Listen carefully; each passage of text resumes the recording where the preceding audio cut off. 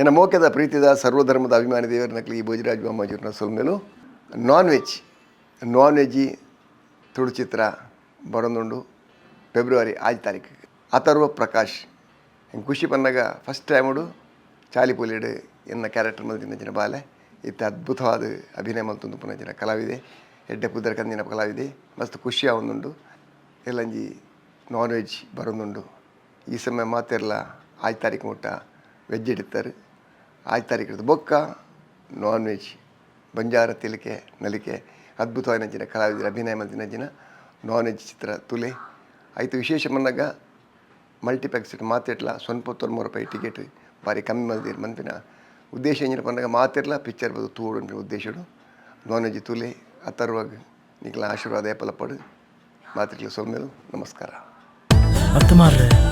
ಈ veg non veg ಏತು ಪೂರ ವಿಷಯ ಉಂಡತೆ